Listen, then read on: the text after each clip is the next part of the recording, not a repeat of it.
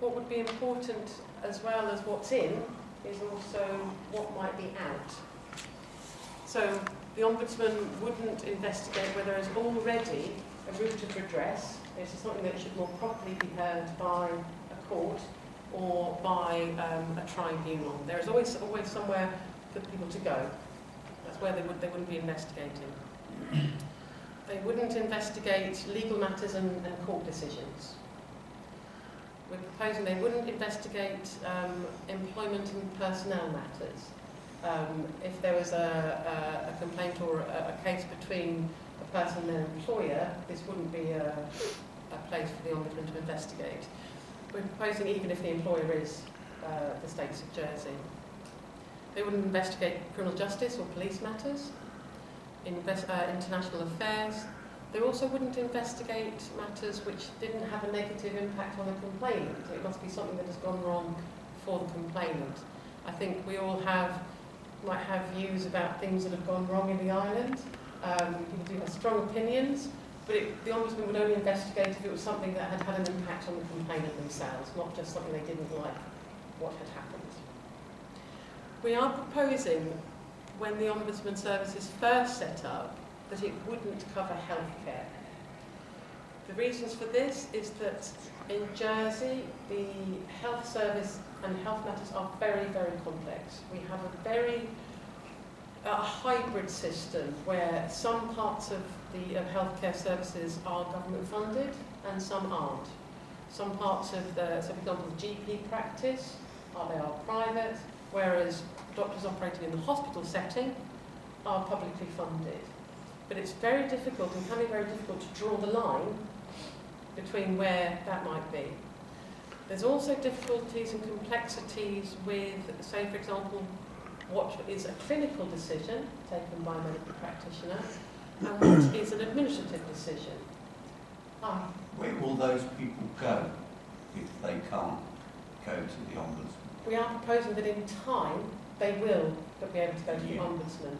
What we would look to do is to get the service set up, the scheme set up first of all, so that, because the concern would be that because of the complexities, this would make it difficult for the Ombudsman scheme to look at those complaints from day one. But it would be very much in mind, this is something that once the complexities had been ironed out and worked through, and we can work to see how the complexities might be managed, see how the Ombudsman might work with the other routes of redress for medical issues. Then that would be with the Ombudsman would then bring in the healthcare services. Same with employment and personnel matters. Why have you excluded those?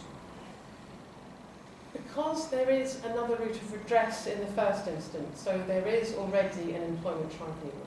And so with many of the Ombudsman schemes, that is where, if there is another alternative route of redress, that's where it should properly go. Would that include contractual issues? If there was a breach of contract, would the Ombudsman look at that? Or my understanding would be that it wouldn't. No, they wouldn't. The employment law is a really tricksy area because it's a personal contract between the employer and the employee. And in this case, if you're talking about public services, you would be talking primarily about the Government of Jersey as an employer.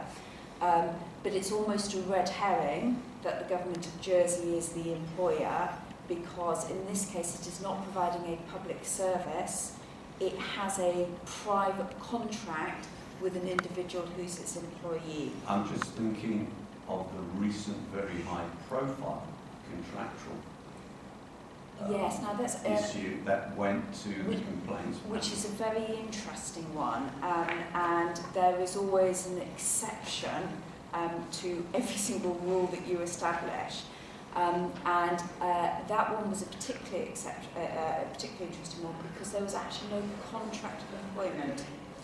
So that particular case hinged upon the decisions of the Government of Jersey, which were non-contractual decisions.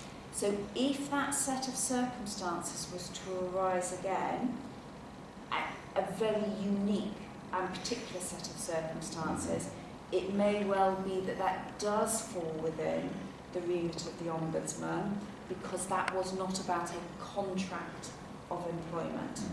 It was about appropriate decision making. I agree. The healthcare issue worries me.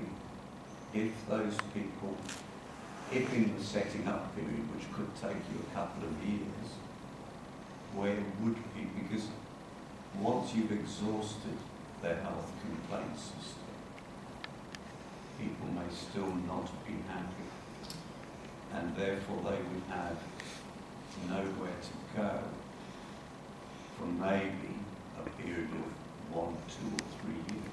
We would need to make transition arrangements. We are aware of this. There's, as I'm sure you can appreciate, there are pragmatic decisions that need to be made, and setting up a public services ombudsman from 0 to one that covers the whole gamut of public services in Jersey is a complex thing to do. And healthcare is particularly difficult because of the public-private funding arrangements that exist around it, and it will take us time to iron that out. And so there's some decisions that need to be made. This is one of the reasons why we're out to consultation on it. So there's the decisions to be made, because you can tackle this in a number of different ways. You can say, well, what we'll do is we will set up an ombudsman which deals with health complaints from the beginning, but because we've got this complexity to deal with, that might be a number of years away yet. Or we can set up an ombudsman that doesn't deal with healthcare, knowing that there is a commitment to bring in healthcare. We can sort out that complexity. But in the meantime, we would have to come up with appropriate transition arrangements. So we're not absolutely sure which way it's going to go yet. That's part of the reason we're out to consultation. But we are really aware of the problem that you're speaking to, is what do you do about health in the meantime?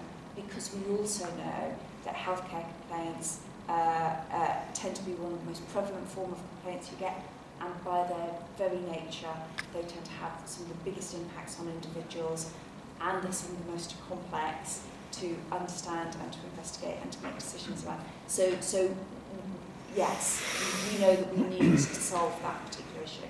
You do need a gatekeeper there somewhere for that transition. Yeah. Okay. Sorry. No, thank you. This is why we are at consultation, and we would welcome all comments and submissions about anything that we raised that is of interest, or you have particular expertise that needs to be heard, because these are the kind of things that we are exploring. So what we talk about today are the proposals and the options that are available, and we would like to know what people think about what we said. And we've come to another one of the complex issues that we have now, which is a little crammed on the slide, so forgive me, but this is about findings and recommendations. So the Ombudsman will make findings. They would investigate a complaint and find out the facts of what has happened. Did something go wrong? And if so, what went wrong and why? What happened in this particular case? And then the Ombudsman would also make recommendations about what action should be taken to put right any of the errors found. This could take a number of different routes. It could be an apology. The public service could apologise for what's happened. There could be compensation. That could be financial compensation. The Ombudsman could consider whether is it appropriate to put somebody back at the position they were before the mistake happened. They could make recommendations for service improvement to the public service and say, well, this really isn't good enough how this is operating. This is what you could do to make sure this doesn't happen again. And that's one of the key parts of an ombudsman scheme, is to look at improvements to service delivery. There is a change with the public service. So well, actually, complaints are actually a good thing. It's benefit. We need to know where things haven't gone right, and so we can learn how to do things better. With regard to the findings and recommendations, there are different views about whether they should be binding. Should the public service, public body, the minister, whoever it might be, should the findings and recommendations, should they have to do that? Should that be clear that they must follow the recommendations of the Ombudsman? If they are, I beg your pardon, or not, as the case may be, if they are binding, how can that be enforced? What is the appropriate method to enforce the recommendations? If they were to be binding and enforceable, what are the appropriate challenges that could be made for that? We have explored how ombudsman schemes can operate within a democratic parliamentary setup such as we have in Jersey.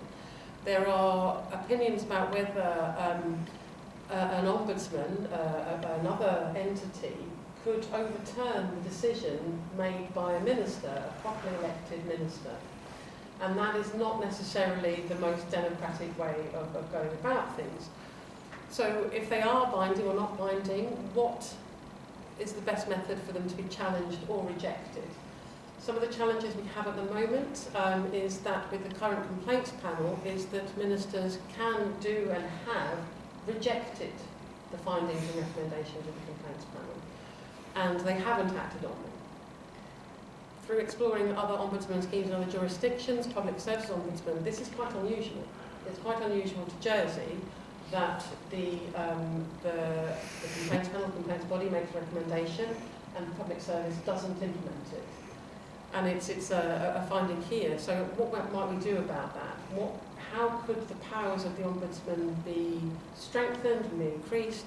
And how could their own decisions and recommendations be challenged? So the options being put forward would be by an appeal to the Ombudsman to say, is this correct? How is this decision? There could be a judicial review of the Ombudsman's decision. There could be an appeal to the Royal Court. Or could there be also a statement to the Assembly? So in the UK Parliamentary and Health Service Ombudsman, if the Minister does not, or the Secretary of State does not wish to accept the recommendations, they are required to explain themselves to in a formal parliamentary setting to say, this is what I find, and I'm not going to do this for this reason. It may be within Jersey there would be reasons, valid and good and solid reasons why the Minister might not accept the findings and recommendations.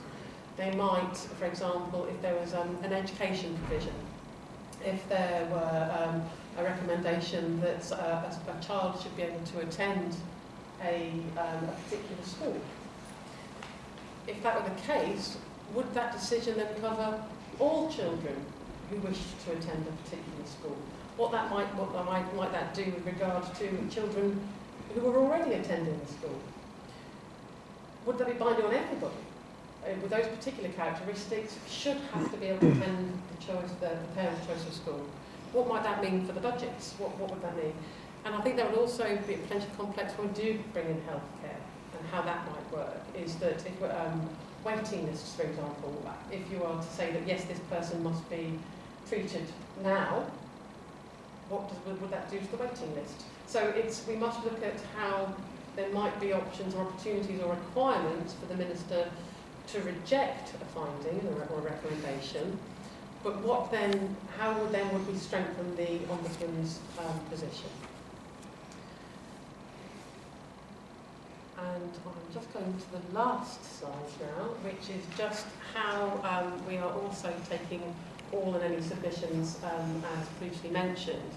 There is an online survey on gov.je under the consultations page. There is an email address set up just for this particular consultation. You can write to us. We'll have an opportunity obviously for further questions shortly.